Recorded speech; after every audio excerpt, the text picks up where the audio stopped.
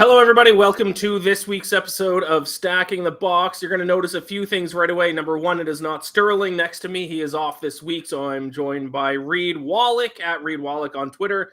And of course, because Reed is here, we're going to talk some college football on today's show as well. Because, Reed, we are in the dog days of summer. So let's talk college football as well. Usually we stick to NFL, but you are our college football expert. We're going to talk college football with you. Also, you're going to notice I'm in a hotel room. I'm reporting live from Halifax, Nova Scotia. How exciting.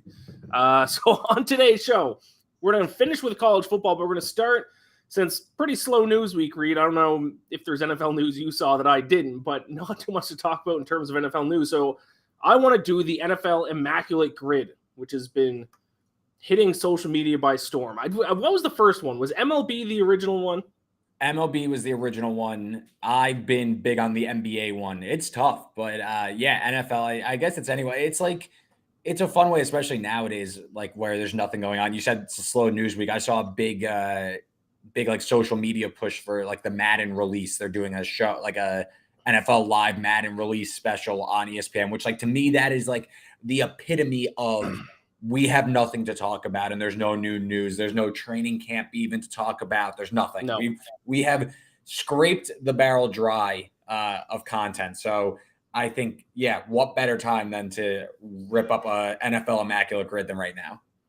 The slowest week in sports is always MLB All-Star Week, and that is this week. So, but then things start to ramp up because training camps do start in a few weeks. We're going to do that Immaculate Grid here in a moment. It's basically just the current sports version of Wordle, kind of a little daily thing that you can do. I do the NFL one. I do the NHL one as well. So we're going to do today's NFL one. But before we get into the show any further, quick word here from DraftKings. NFL fans, DraftKings has upgraded their sign-up offer for a limited time. If you're a new user, you can receive $200 in bonus bets by just following 3 steps. Number 1, create an account. Number 2, make a deposit. Number 3, wager at least $5 on any sport. Whether your first wager wins or loses, you'll still receive the $200 in bonus bets. All you have to do is use the code STB. That stands for Stacking the Box. So use the code STB when you sign up at DraftKings Sportsbook. And the best part is if you use our code STB, not only do you get the bonus, but it also supports the podcast. And if you're considering signing up for DraftKings, then you definitely should. One of the best sports books out there. Use our code STB to maximize your first bets. This offer is available for new customers who are 21 plus and physically present in legal gambling states. Please remember to always gamble responsibly. Check the episode description for the full terms of the offer. What was and the other thing, what's that? What was the code? STB. All right, cool. And if you're watching the video version of this, you can see that right down in the bottom corner. And the other thing we're going to talk about this show is we're going to give some bold predictions. What better time to talk bold predictions for the NFL season? So let's start things off, though. Let's take a look at the Immaculate Grid for today's NFL one. Now, I'm going to be honest, Reed, and for the viewers here, I did actually already do some of this one today because I didn't want us to just stare blankly at this thinking of answers, so that's kind of bad. So I do have some answers for some of these. I struggle with the college portion of this. Today it's Ohio State because I'm not a college guy, so I'm going to get you to help with that. But Reed, I don't think you did any of it today, so I'm going to let you try to come up with some answers. If people don't know the Immaculate Grid, and if you are listening to this, it is basically a grid with squares of intersecting teams, and you have to type in a player that lines up with both of those. For example, today's top left corner is the Falcons. Topical for me here today is the column, and Ravens is the row. So you need to type in a player name that both played on the Falcons and the Ravens. They also have a column of Super Bowl MVP, and they have a row of Ohio State players. So I think the easiest part of this grid here today, Reed, if we can rip through this, is the Super Bowl MVP column. Would you agree? Yeah. And I know an Ohio State one. So you could do, I'll let Perfect. you. I don't. Yeah, I know Ohio State, but actually, I think only one has ever won from Ohio State. And ironically, he's played for the Steelers. So we have to be a little careful here with that. So Ohio State Super Bowl MVP is Antonio Holmes. All right. If we can get producer Richard to type that in for us here, see if it is correct. But that's why I now need to think about it.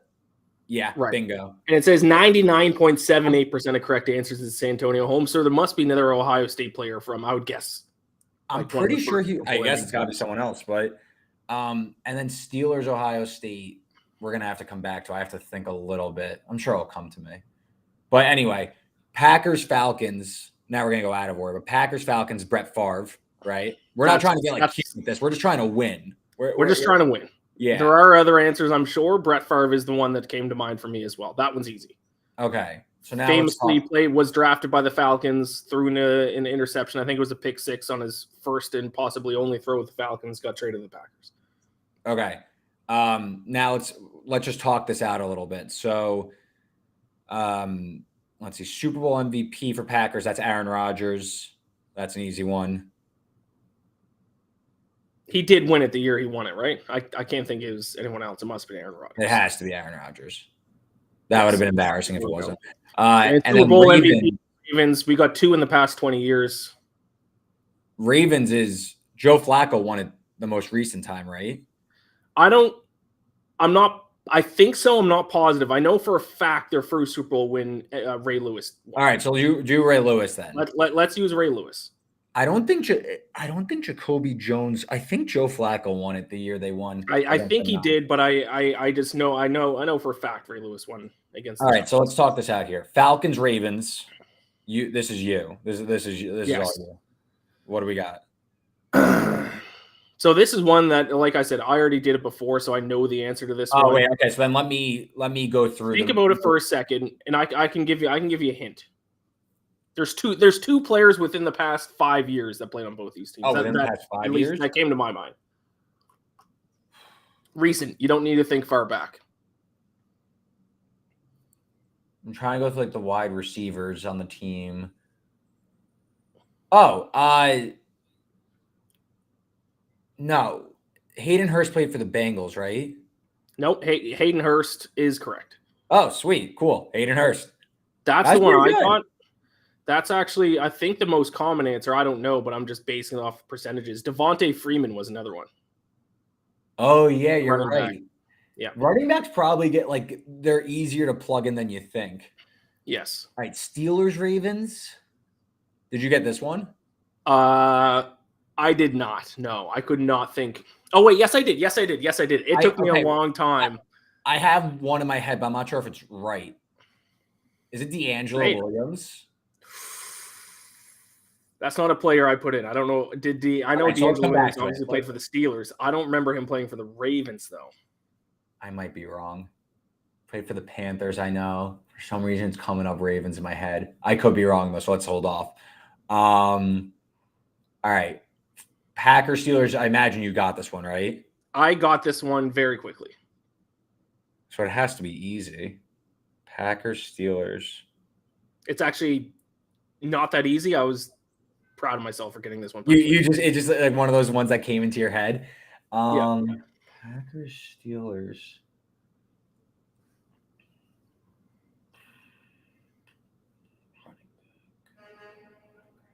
And I'm sure there's probably others that I didn't think of, but this is a guy that I thought of right away. All right, you go. Because I want us to get it. Okay, I'll give you a hint. Yeah, because we're not going to spend all show just. Yeah. I'll give you a hint. It's a fullback. It's a fullback. Like, is it Derek Watt? No. No, James Kuhn. Kuhn. Oh, really? When did he play for the Steelers? I remember him on the Packers. He was drafted by the Steelers. Oh, okay. Is it not James? I know it's James. It's definitely Kuhn. It's Kuhn. Yeah, it's Cade. So just type in the first. I might have got his first name wrong. What is it? No, I can't see it. I can't see that. John. John Kuhn. Yes. John Kuhn. James Kuhn. John Kuhn. Same thing. Yes. All right. Ravens, Steelers are going to come back to. Now I got to think Ohio State and the Falcons. Yes, I did not get either of these. So, well, Jeff Okudah is an answer, but I don't think it's going to count because he hasn't officially played for them. Didn't he just get traded there at the draft? Yeah, I don't think it will count. Is that one of the rules that they have? Because I know when I did an NHL one, I put in John Klingberg for Stars and Maple Leafs, and it got me as wrong because he was just signed by the Leafs. So yeah, I don't think that's going to count. So Jeff Okuda is an answer, but it's not. That would be an answer. I think this might be the hardest square on the board, to be honest. Is Ohio State and the Falcons. I did end up looking it up, to be honest, later because as a Falcons fan, I was just curious. Are they easy? Are they should I get them or are they like really random? I just found one player. So maybe there's more that's easier. This guy's a wide receiver, played in the, I think, late 2000s, early 2010s. Roddy White didn't go to Ohio State, did he? That was actually my initial guess, and I got it wrong when I did this. No, Roddy White, I think, went to a random college. I'll look it up after. All right, we have to set like a self-imposed clock here, so let's plug it in. Michael Jenkins. Oh, I would not have gotten that. No, would not have gotten that. Boom. All right. So we need Ohio State with the Steelers, and we need Ravens with the Steelers. Let's go back to Ravens Steelers because there's a big name offense over the past 6 years. Fell a big fall from grace. When did Antonio Brown play for the Ravens? Le'Veon Bell. Oh God.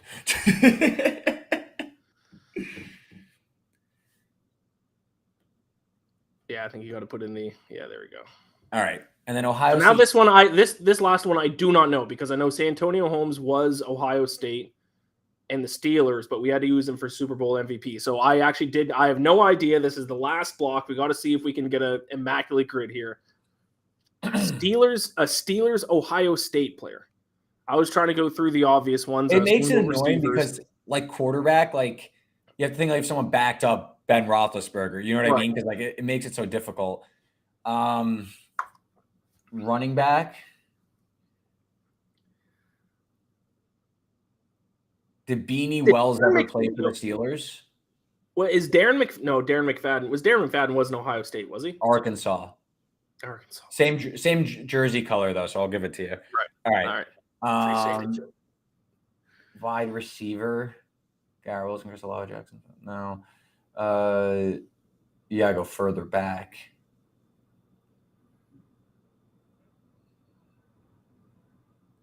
No. I don't know. I think we did. It's gonna be like a defense. It's gonna be like a defensive lineman. I know it. Minka Fitzpatrick wasn't Ohio State, was he? Alabama. Troy Polamalu was USC. Juju Smith-Schuster was USC. Yep, Penn State for Joey Porter. Where'd James Harrison play? No idea. I think somewhere random and small. What about like Bud Dupree? Maybe. Pouncey went to Florida. What about like way back? Like where'd like Terry Bradshaw go to college? Ooh, I have no idea. Hines Ward? Antoine Randall L? I don't think so. I think Hines Ward went to like Marshall for some reason. I don't know. We got to try. I want to try Bud Dupree. Try Bud Dupree. I honestly have no idea. You could be right. No, wrong. Do we get like an answer? No, I can. I can look it up right now. Steelers player, Ohio State. 8 and 9's good though. Cam Hayward. That probably would have been the answer there. I'm looking at a list of players. None of them are super obvious. JT Barrett was apparently on the team. Oh, Ryan Shazier. Oh, did Troy Smith play for the? No, he played for the Ravens. Steelers at some point. Yeah, that's what I thought, but his name just came out. I thought Troy Smith, and it was a Raven. All right, whatever. All right, well there you go. That was fun. Yeah. It's a nice little like brain teaser, especially like early in the morning, get you up and thinking. Yes. Cameron Hayward was kind of the answer for that one. All right. There we go. That's peak dog days of summer content right there. And we didn't even take too long. We took a few minutes. Let's move on to bold predictions for the 2023 NFL season. We each have 3.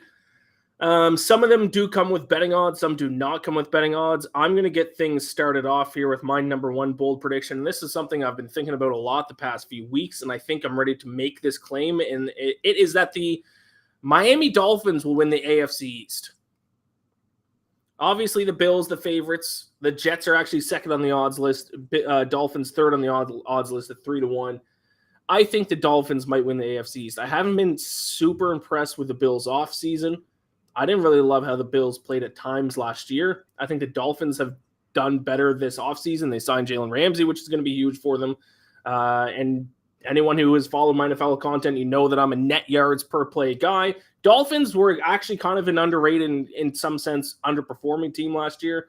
5th in the NFL in net yards per play, behind only the Chiefs, Eagles, Bills, and 49ers. So I think the Bills might actually take a little bit of a step back. I think Dolphins are live to win the division. And then kind of the question mark is the New York Jets. I don't know what to think of the Jets. I know they're going to have a good defense. Can they repeat the defensive performance they had last year? I don't know. Can Aaron Rodgers get back to at least somewhere close to MVP form? I don't know. Was last year a product of a bad team, bad people surrounding him, or was it a product of his game has kind of fallen off a cliff? Don't know. Only time will tell. I'm going to make a prediction. I think the Dolphins win the AFC East. Yeah, I don't disagree. I don't have like a strong opinion here. I guess I kind of do. I could see a year from hell for the Bills. I feel like they've gotten a lot of injury luck. A lot of things broke their way over the last few years. And I think the team has Josh Allen, to me, is someone that has kind of overachieved yet. Like, he's shown more talent, yet without Brian Dable now, I kind of question his longevity as this top flight quarterback. I kind of question how much higher can he go. And listen, after a few years of coming up short, but like being a Super Bowl contender, do they take a step back? Do injuries come about? You know, the Stephon Diggs question mark. So I can see the Bills taking a step back. And then I have a Jets related one also. So I guess I'll do that bold prediction now, but I think the Jets are going to miss the playoffs. Does that count as a bold prediction? I think it's a bold prediction. Yeah, I think Aaron Rodgers is washed. I think that, there's a lot of talent on this team, but again, we're counting on Aaron Rodgers to be the Aaron Rodgers from 2-3 years ago, where last year got a lot of cover for not playing very well, throwing more interceptions, a lot of inefficient play. How about the fact that they were winning in the playoffs, winning in week 18 to go to the playoffs, and they lost to the Lions at home. And it was just like, oh, that's not Aaron Rodgers' fault. Like, what? I don't understand. So Lions, who had the worst defense in the NFL.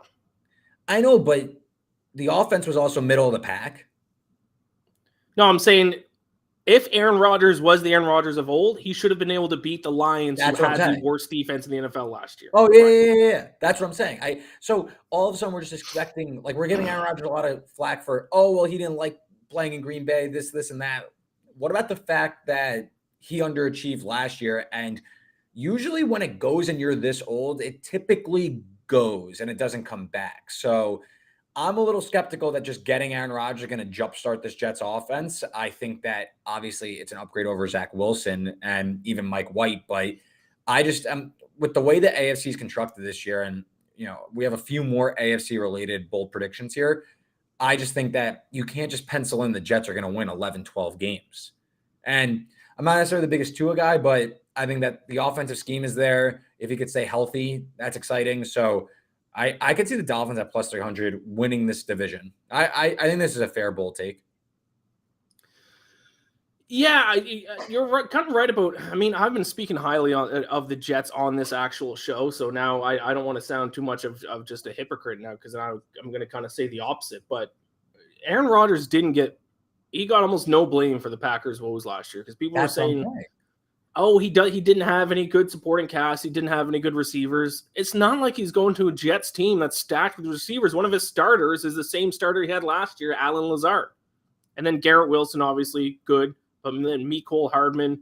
We'll see what we get from Denzel Mims and Corey Davis. But it's not like he's going to a team with a stacked wide receiver core either. So he's probably around the same skill level of receivers. Is he going to be able to produce like he did a few years ago when he won back-to-back MVP? I don't know. I don't know. Maybe not. But you don't think so. You're predicting them to miss. Yeah, playoffs. and just listen, obviously, if he was in the NFC, this is a different conversation. But the AFC is just loaded, absolutely loaded. So all of a sudden, like, where would you even put Aaron Rodgers in terms of ranking and this like is so like cliche and narrative-y, but you could argue Aaron Rodgers isn't even the top 5 of quarterbacks in the AFC. Yeah. So I'm skeptical. I'm gonna predict they make the playoffs, but I'm not sold enough on that take to argue against your take that they're gonna miss them. All right, bold prediction number 2. This is I am on Stack in the Box, so I do need to talk about my Falcons, as I do every single show, and bring up Desmond Ridder, who is getting the disrespect towards Desmond Ridder this offseason by the majority of members of the media is disgusting. But let's not forget this Falcons team has the second easiest schedule. I think that not only do they make the playoffs, I think they win a playoff game. I don't think it'd be too bold for me to say that they make the playoffs, but I think them winning a playoff game would be a bold call. Because really, let's assume the Eagles get the first round bye. I mean, even if the Falcons are the last team in, who they play, the Cowboys, or I guess not the Cowboys, because the Eagles beat the division winner, the 49ers. They beat the 49ers last year. It's possible. Second easiest schedule in the NFL, and I don't think enough people realize the moves that this team has made in the offseason. They haven't made a ton of big name signings, but they have completely revamped this defense. Calais Campbell, David Onyemata, Bud Dupree, who we were talking about earlier, Richie Grant, Jesse Bates, Jeff Okudah. Like, this starting defense is, I think maybe we might have like 2 starters back from last year's defense, and we have filled it with solid veterans who aren't going to be all pro or anything, but a good group of solid veteran defenders. This team is going to look completely different next year. They might just run wishbone offense and run the ball 50 times a game, but that could be enough to not only help them make the playoffs, but also win a playoff game. Desmond Ridder, 0 interceptions last year, 4 starts. His quarterback rating improved in every start. He doesn't need to do a ton for the Falcons to win games this season. He just needs to be a good, game manager. That's what he showed he could do last year. So bold prediction number 2 for me: Falcons win a playoff game, and they might even host a playoff game. They could win the NFC South. I don't know if they're going to go on the road and win a playoff game, but if they win the NFC South, which is up for grabs by, it's definitely, I think, the second choice. So behind the Saints. Yeah. So absolutely. So I think if they host a playoff game, definitely in play to win a playoff game. I don't know if they're going on the road and beating the Niners, though. You're looking at 10-point underdog. That'd be crazy. I think the biggest issue with the Falcons is you're talking like disrespect for Desmond Ridder. He's got to earn a little bit of respect for. I don't even know. It's not necessarily disrespect. It's that he needs to earn some respect. Yeah, I think he did to me last year based on how he played at the last 4 games last year. I think the offense, if Ridder proves to be competent, the offense has plenty of weapons to be good enough. And Arthur Smith at the helm, I see why not. Add Bijan Robinson, which I know you were pissed about the pick. It seems like you've kind of calmed down. I knew this would happen also. I'm pretty sure I said it to you, is that you're going to get pissed around the draft that you drafted a running back, and like it's the sign of like bad organizational development. And then after like the dust settles, you're gonna be like, wow, we got Bijan Robinson coming to this offense. This is about to be sick. I knew this.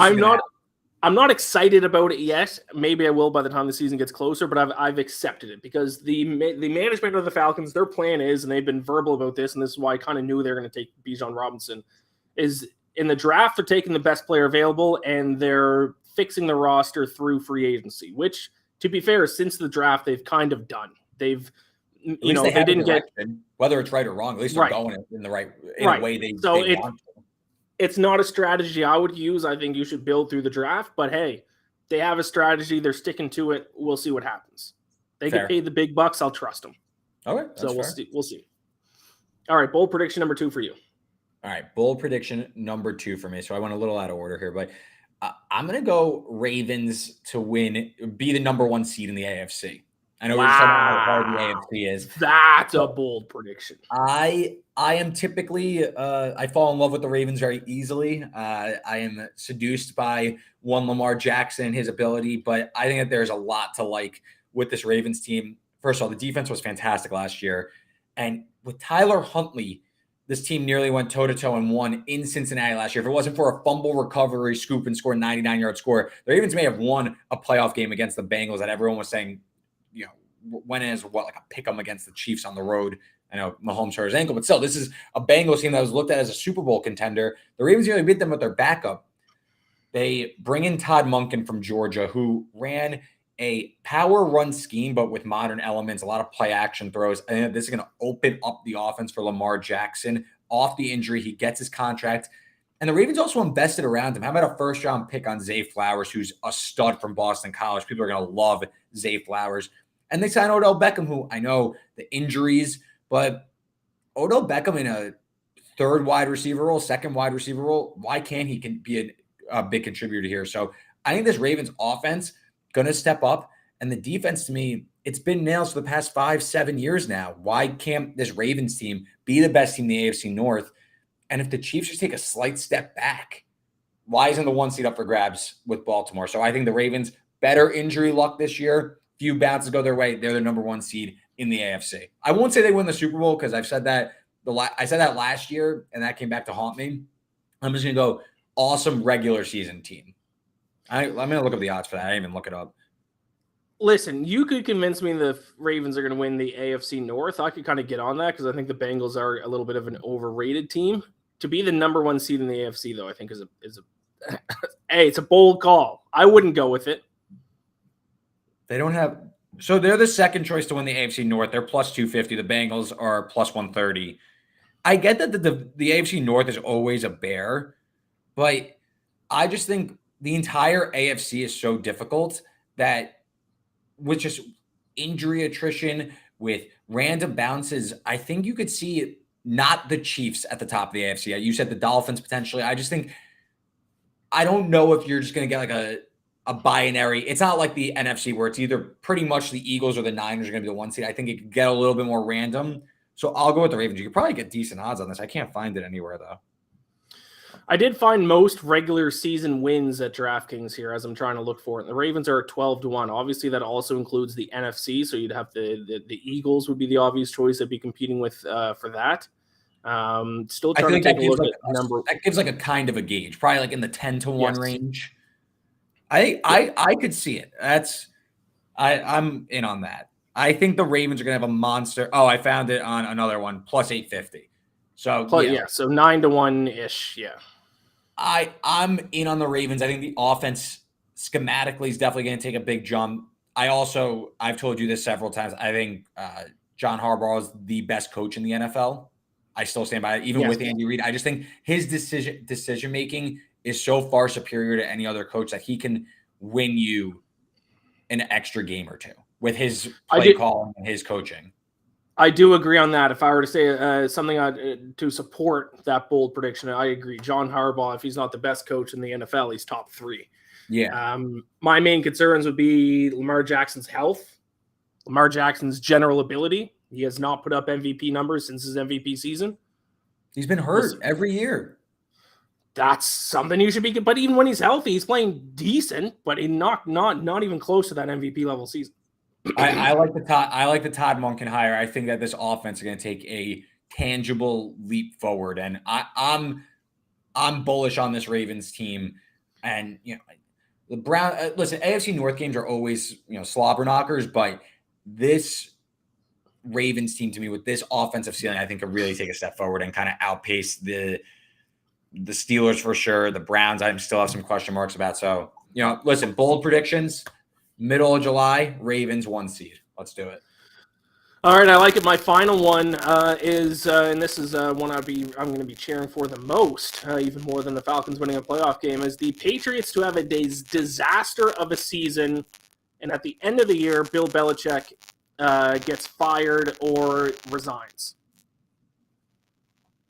Okay, I think resigns is resigns is more obvious than fire. I think it would be like a mutual parting of the ways. So like, it would be like, I don't think Robert Kraft would fire Bill Belichick.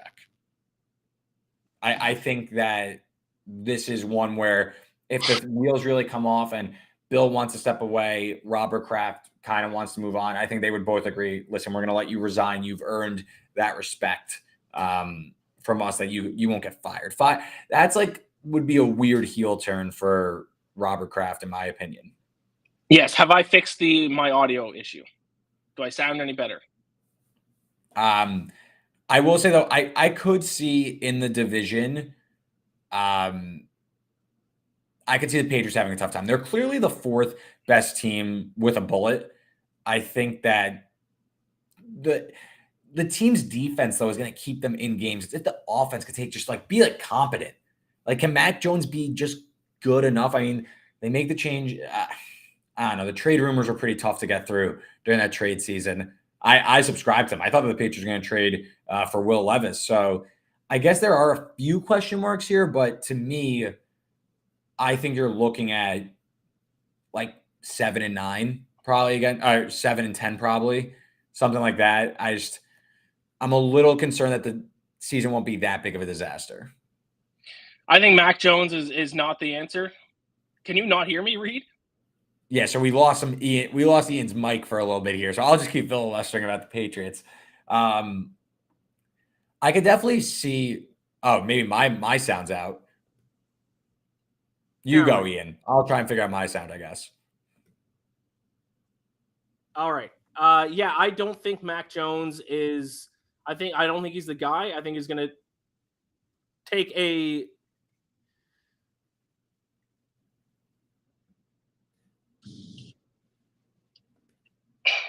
All right. I have switched over to a different microphone. I hope that the audio is picking me up here. I'll see if producer Richard can let me in if he can hear me. He says he can hear me, so I'm hoping that it's going to come through on the feed. I have no faith in Mac Jones. I don't think he's the guy. I think he's going to have a terrible season. I know that they have a new offensive coordinator, and they're hoping that that's going to fix him. I don't think it is going to fix him. And I think the Patriots are going to finish last in the division, be one of the worst teams in the AFC, potentially have a top 5 draft pick. And to Reed's point, yes, I don't think Belichick is going to get fired. I do think he probably resigns and just walks off into the sunset. I think it's the end of the Belichick era, and nothing will make me more happy than that. So my third and final bold prediction is the Patriots have a disaster season, and it ends with Belichick leaving the Patriots organization.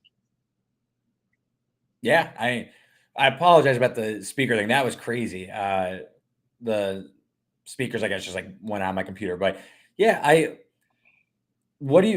may have missed it when my sound was out, but what do you consider? What's a disaster? Top 5 draft pick, bottom 5 record in the NFL. The schedule could definitely send them there. Tough division. Don't think Mac Jones is the guy. I think he's going to have a terrible year. And Belichick's going to finally take some of the blame here. So, but I agree with what you said earlier, is that I don't think he gets fired. I think he probably resigns and walks off into the sunset. Just looking at who they play, like the cross division matches, looks like they have the AFC West, which is not easy, and the NFC East, which probably not easy either. So it's not an easy schedule by any means. So I think there's some credit there, but I think he resigns more than fires. Yeah, I agree. All right, your final bold prediction. My final poll. It's kind of a twofer. It's the same general idea, though. Long shot comeback player of the year. I think that DeMar Hamlin, rightfully the favorite. It's not fun to bet against DeMar Hamlin. Obviously, an incredible story, but if he does not play this year, which isn't, they say he's going to come back. I wonder if he actually gets cleared to play. If he takes one snap, he's probably going to win. But if he doesn't play, then he doesn't qualify for the award. So I'll take 2 long shots here. About Tua Tagovailoa and Cooper Kupp. Tua's in the 25-1 range. Cooper Kupp is in the 30-1 range. I am the case for both. I mean, we've been talking about the Dolphins a lot on the show. If the Dolphins are number 1 in the AFC, or they win the division, they win 13 games or so, Tua is going to be a big reason why. He definitely takes a jump as a passer. And we have seen pretty random outcomes for comeback player of the year. The the qualifications for comeback player of the year is not very difficult to qualify for. Tua had several concussions last year, a lot of injuries. There were questions of if he might have to retire. Easy narrative to slip him in if he stays healthy, in my opinion. So I think Tua, to me, is someone that the case is easy. Team success, he'll be a big reason why. He's finally healthy, he wins. The other one is Cooper Kupp. I don't like this one as much, but just the numbers could be so potentially insane with Kupp off the knee injury. Obviously, he's 2 years removed from nearly a Super Bowl MVP, Offensive Player of the Year, all that good stuff. Now, 30-1, if him and Stafford put up big numbers, even if they aren't as good, but if he leads the league in receiving, I think he could be back in there for Comeback Player of the Year. So, to me, split half a unit on these two. I think that it's worth a shot on the idea that Hamlin might not play, actually. Yeah, so Hamlin right now over at DraftKings is the minus 500 favorite to win this Rightfully award. so. Yes, rightfully so. That's a probability of 83.33% is the implied odds on that. So pretty good chance he's going to win it. But you mentioned he might not play, but also what if he comes back and then gets hurt again? Now, obviously, we would hope that isn't as serious as it was last time. But let's say he just comes back and injures something else, or maybe he doesn't feel like his neck or head are quite right yet, and maybe plays one game and then says, no, this is not a good call. I'm not going to do this. He probably doesn't win Comeback Player of the Year unless he 100%. plays throughout the season. So this is kind of a rare spot that obviously if DeMar Hamlin, we knew he wasn't going to come back, the odds on Tua and Cooper Kupp would be halved at least. At least. So there's some value there on those two players. I haven't decided what I'm going to do with that market yet. I'm like this because I'm questioning, is he definitely going to play? Because I do think if he plays, it will be such a media fanfare that they'll just pencil him in. He'll just win because of the way he came back from. I just don't know. Like, I need to see in training camp, is he going to play? And worst case, if he plays and I lose, great. Like, that's fine. But I don't think it's some shoe-in lock he's going to play and he's going to win this award. So if it's wide open, I think these two are two awesome candidates to win the award for both their production, their potential path to winning the award. And, so I think for right now, I'll take a shot at Hamlin. I think there's a chance he ends up not playing this season. Yeah, and that's what the question comes down to. Do you think there's an 83% chance that he comes back, plays, and stays healthy throughout the season? I say no. I say it's more like maybe a 70% chance, 75% chance. What if he shows up at training camp and the doctors don't clear him, or he makes a lifestyle choice and says, "Listen, I nearly died on the field. I need to worry about my health here." Yeah, there you go. All right, so I do like that bold prediction as well. Let's switch gears to finish the show off. You are the bet-sided college football expert, so I'm going to ask some college football questions to you because I'm not a college football guy. I have no idea what I'm looking at in the entire college football world. So I got 5 questions here. The first one is the news of the day in college football, which is actually kind of topical to have you on. Because there's no NFL news, but there has been news in college football, and that's Northwestern. Their head coach, Pat Fitzgerald, has been fired after apparently there was some hazing going on, I believe. And then I guess you just assume that the head coach must have knew about it and didn't do anything about it or didn't try to stop it. What are your thoughts on that general news story, and how does it affect Northwestern? I assume Northwestern was probably not going to be a contender in their conference next season, so it's probably not going to have any impact on the odds to win the Big Ten. No, I mean, win total was 3.5, so they were going to be bad this year anyway, and they've been bad for the last few years. But listen, it's a messy situation. Looks like lawyers are going to be involved, but all that matters for right now is that Pat Fitzgerald's fired. Northwestern needs a new coach, and I mean, Fitzgerald's been there for 20 some odd years. Really synonymous with Northwestern. So this is kind of a huge culture shock to Northwestern. I happen to follow a lot of Northwestern alumni, so I've seen a lot of tweets. I'm not going to comment on what happened and stuff because it's just not relevant right now. But betting implications and college football implications, nothing really changes from the Big Ten. Northwestern was the punching bag of the conference anyway. I just think we now wait to see. Probably someone gets promoted up offensive coordinator, defense coordinator gets promoted up, coach out the season, then there's a new job search. But this is a team that probably is going to go through a lot of, scrutiny through the next year. It might not. I wonder how the school approaches who the next coach is going to be. If they're going to, because Pat Fitzgerald had like a huge contract, like monster. I believe he was owed like $40+ million still. So this is a place that is willing to spend on the right guy, but does anyone want to go there now? Does Northwestern become this toxic place that no one wants to touch? We'll see. But for right now, this year, Northwestern is going to be terrible, so it doesn't change that much. Let's talk about the overall college football picture here. Over the past, decade, 2 decades, it's been Alabama has been the favorite to win it all. Clemson was there for a few years. Now it's Georgia, and I'm looking at the odds. Georgia plus 215 to win. Is it just going to be another year of Georgia domination? Can Alabama contend? Is there another team outside of the SEC that maybe can contend for a national title? Can Ohio State finally pull it off? Their names in there year after year, but they can't get it done. I think it's interesting this year because Georgia, the past 2 seasons when they've won it all, they weren't the favorite. They were the third, the fourth choice to win it all. Now they're the favorite, but they probably have a few more question marks than they have in the past because Stetson Bennett's not under center. There's not necessarily a proven commodity coming in. It's either going to be the veteran backup, Carson Beck, or Brock Vandergriff, a highly touted recruit. I lean toward it being Beck, but this offense is still going to be absolutely nasty. Brock Bowers is back. Dejon Edwards is back at running back. This team is still rightfully the favorite. And also their schedule this year is an absolute joke. They're going to be favored by 2 touchdowns at least in pretty much every game except for a road trip at Tennessee the first weekend in November, and they're still going to be favored in that game. I just think Georgia's going to be lightly challenged. And then you also look at the team's second, third, Alabama and Ohio State. They have their own question marks at quarterback. They have their own question marks on defense. So you can't necessarily be like, Bama's going to get Georgia in the SEC championship game and then the college football playoff.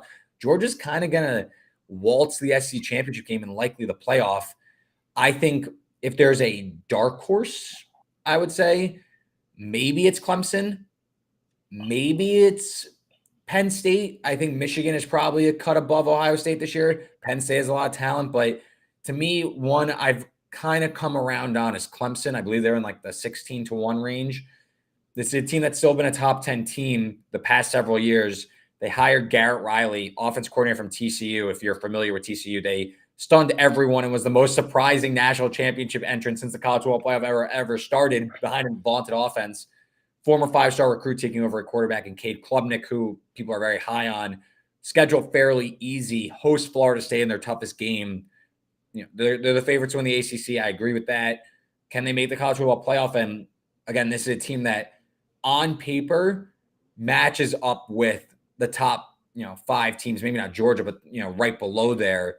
So the shines wore off a little bit on them. Can Clemson be playing for a national championship come the first week in January? Absolutely. So maybe it's a little bit further down the board this year. Take a shot at Georgia. 18-1 Clemson is right now to win the national championship at DraftKings Sportsbook. If you want to back that, use promo code STB when you sign up. Get some bonus money. Speaking of TCU, unbelievable run last year, all the way to the national championship game, but then they just got their asses completely handed to them in the national championship game. Make your call. You gave some realistic dark horses here. What about a team way off the board? Is there a team? Obviously, it's likely not going to happen. We're not going to see another TCU this year. But if you knew that there was going to be another TCU-esque team to go on a TCU-esque run this year, name that team. All right. I'll go real off the cuff here. Let's see. This is tough. All right. One team I've been thinking about how I want to play them. The real issue is that the schedule is so difficult, but I'll make the case for Texas A&M real quick. This was a team that had a win total of 9 last year, and everybody was talking about this is the year Jimbo's finally going to take off. He has the blue chips in there. And this is a team the last 4 or 5 years has had one of the best recruiting classes ever. So the talent is in College Station. It's about unlocking it.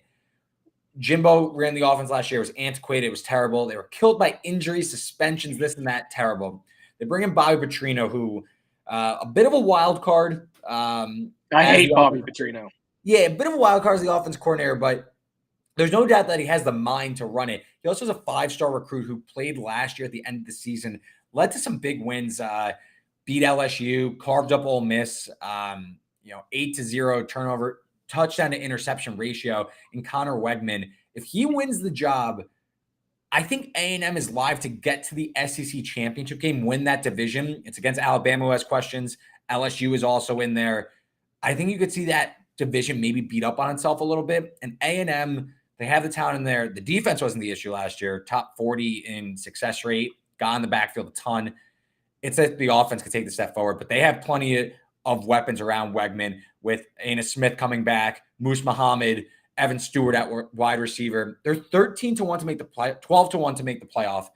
Probably doesn't happen, but if you're talking just talent alone, like if you enter this year blind and say, I'm not going to look at what happened last year. I'm just going to look at this roster right now and this year.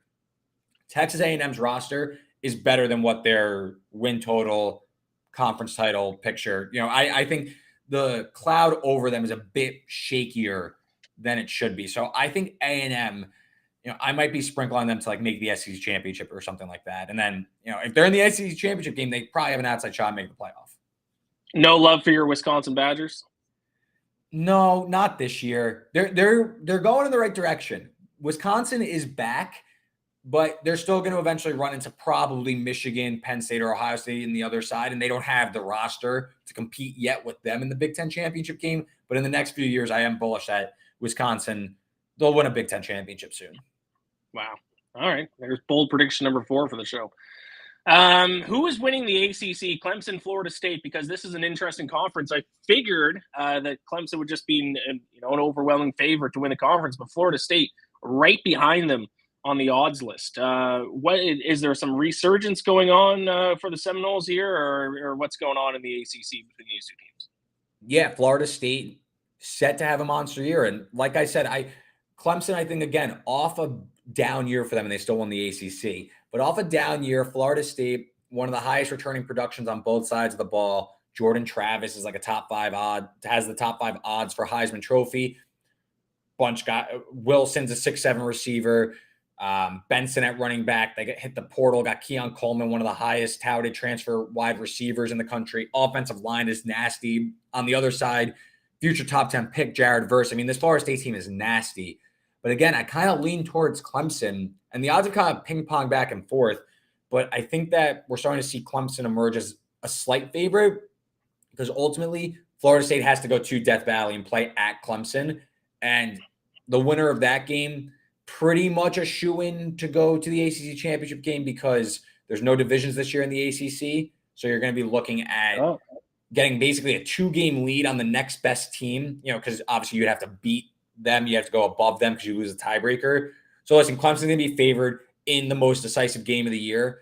I'll give the nod to the Tigers in my opinion. And yeah, I think there's a lot of upside with Clemson this year, honestly, in the futures market, whether it's ACC championship, Cade Klubnik, Heisman, even to make the playoff at like plus 300. I think that there's some room to be betting on Clemson. I'm going to probably be doing that in the next few weeks. So correct me if I'm wrong. This is the last season before the big changes come for college football. I believe the expanded playoffs starts in 2024, and most of the conference realignment starts in 2024. Is there anything that starts this year that we should be keeping an eye on? The Big 12 started their adding before they start subtracting the bigger names. They brought in 4 teams. They brought in BYU, UCF, Cincinnati, and Houston this year. And with that, there's been some shuffling in the group of 5. AAC's picked up some schools. Conference USA has lost some schools and then added some FCS schools and independent schools. So there's been some minor reshuffling so far, but next year is where you're going to see Oklahoma and Texas in the SEC, UCLA and USC in the Big Ten, kind of the more seismic changes next year. So some subtle changes. One team that I have my eye on making a change to another conference is UCF in the Big 12. Texas, clear favorite, rightfully so. They're the best team on paper. But we've seen in the last few years some more of a team off the grid making a run in the Big 12. And I think UCF is actually a team that can do that.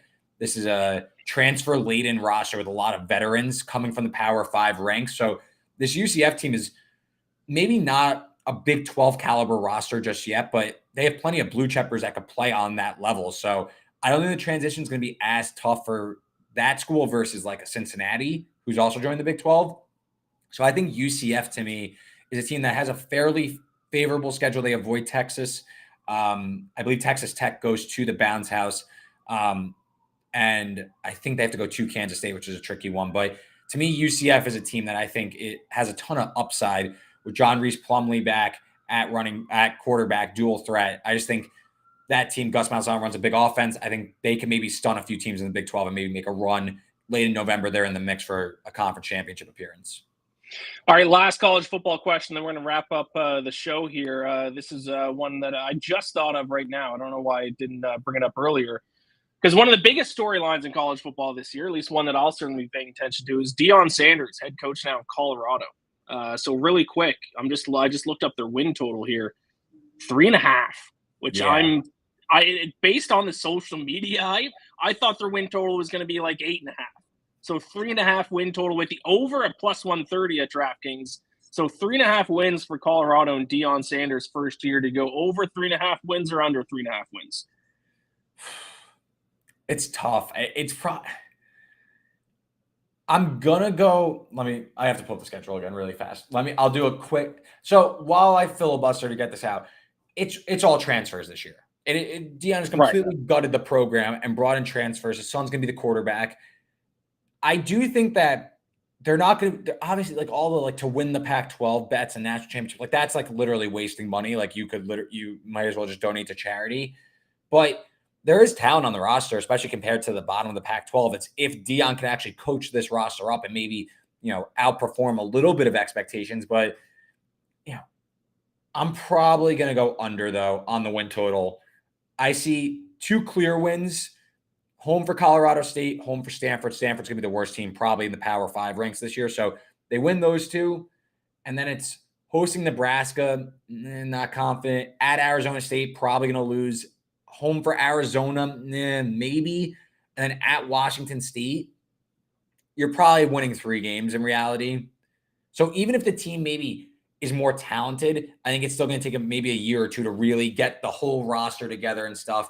I don't have like a strong opinion on Deion Sanders. A lot of teams are going through like this, like basically like gutting their roster and going through the portal. So this isn't some like wild thing he's doing. A lot of schools are going this route now. It's more that it's Deion Sanders and he's a lightning bolt of, conversation and stuff. So we'll see. Listen, I think it's an interesting case study because there's a lot of buzz around Colorado, even if they don't win a lot of games, if they're just more competitive, and they were god awful last year. If they're just more competitive, I think it's probably a success for them. I think I'm going to take the under in that win total. I kind of like the under too. Yeah. Second longest odds to win the Pac-12 behind only Stanford, worse, as you mentioned. Mm-hmm. All right, so there you go. That is, we are in the slowest week for sports of the year, and we still managed to get 55 minutes of streaming podcasting out. So how about that? Thank you so much. Thank you so much, Reed, for joining me. Also, by the way, fun announcement out today. If you want to hear Reed talk more college football, Reed has released the latest episode of the Early Read. Not only the latest episode, it was a show that he did last year as well, but now kind of a new iteration of the show. Reed, tell us about the Early Read.